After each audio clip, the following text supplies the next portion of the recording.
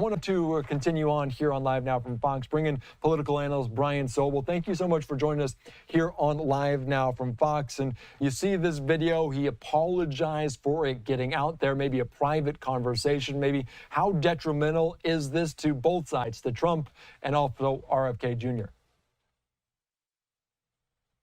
Nobody should be surprised that there are these kinds of candid conversations between candidates behind the scenes. What makes this remarkable, of course, is that it was leaked by the son of RFK Jr. So, and when I say leaked, I think he posted it thinking it was of interest, that his father was talking to the Republican nominee.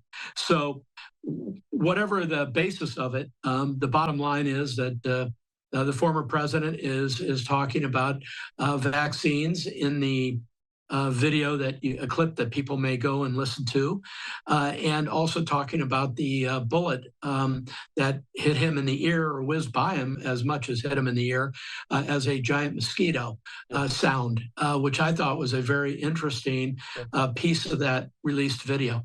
Yeah, that is so very true. And we haven't heard from him directly, Donald Trump, about this assassination attempt. And of course, on the call, he talked about that near-death experience, saying the bullet felt like, quote, the world's largest mosquito. Do you think there will be anything to come from that? And do you think he mentioned something similar on Thursday night when he's expected to speak?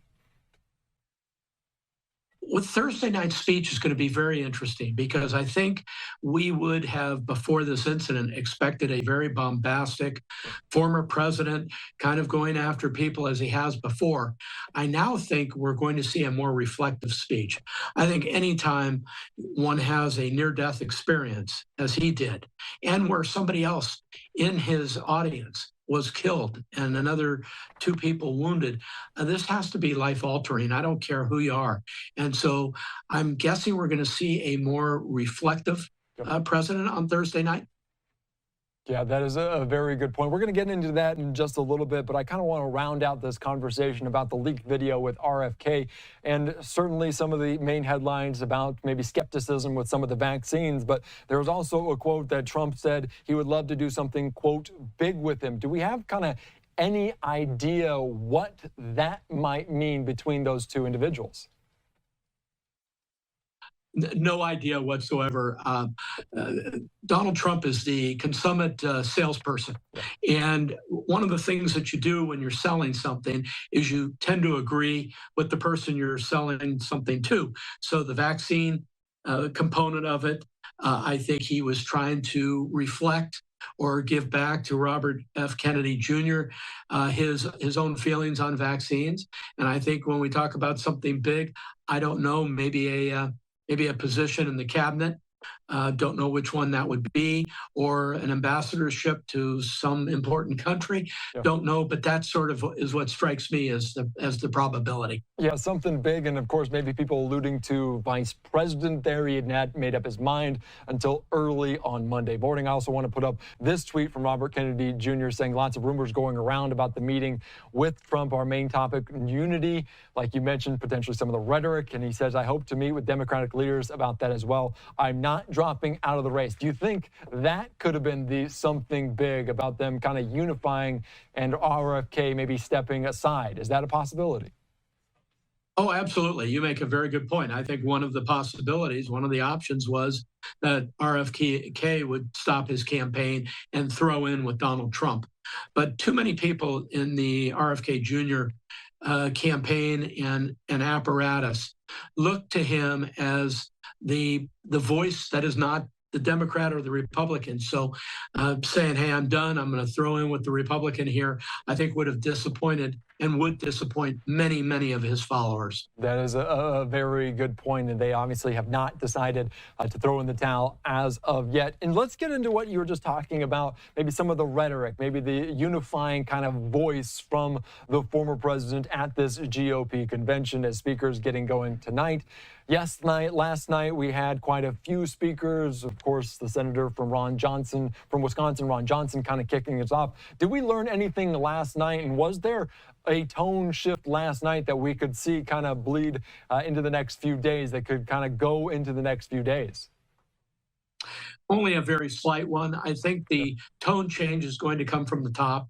I think the speech by Donald Trump, former president, will be the capstone, obviously, and what he says about how the party moves forward into the campaign, the real campaign season, is going to be the thing to listen for. If he is the bombastic Donald Trump that we know so well, that's going to set up one sort of outcome in terms of moving forward.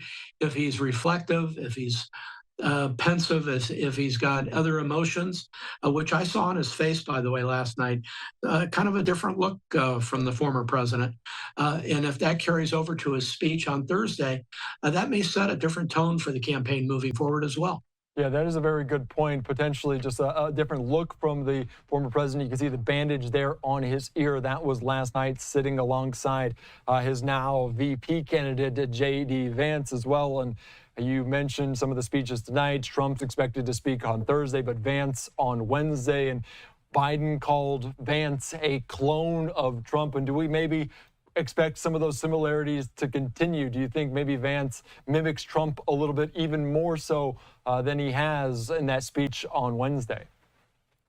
Yes, because most vice presidents, even while they're selected for how they can find different groups of people who may be interested in the ticket, especially the top of the ticket, vice presidents have to sidle up to the president. And so J.D. Vance is certainly in that position. His positions, of course, have morphed over the last 7, 8 years, especially in terms of Donald Trump. He is now being called Donald Trump Light or a mini Donald Trump.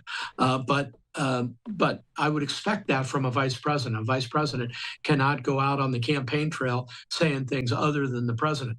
One speech to look for, however, tonight is Nikki Haley. I'm very interested in what Nikki Haley is going to say about the campaign moving forward, and whether we can tell from that speech tonight whether she and Donald Trump have actually mended ways or gotten together on things. Yeah, that is a very good point. I think, of course, Vance also turning face there, criticizing Trump some 8 years ago, now on the ticket. And also Nikki Haley saying she wouldn't support Trump now at the GOP convention. Will we be able to maybe read from between the lines a little bit from Nikki Haley tonight? Is that something that not only are we looking at the script, but maybe some of the body language? Is that what we're watching? It'll be everything. I think without having read a draft of her speech, I believe her speech is going to be about Republican unity. It'll be about, the president, former president, and I have had many disagreements on policy, but he is still the best person to beat President Joe Biden. I think that'll be the central theme. I don't know that she'll go much beyond that, but it'll be unifying from that standpoint. Yeah, certainly a shift in tone after what happened, what transpired on Saturday afternoon in Butler, Pennsylvania. All right, Brian Sobel, thank you again. I appreciate your time, as always, breaking it all down ahead of this evening session on day 2 of the RNC. Thanks again. Absolutely. Always great seeing you. Have a good evening. All right.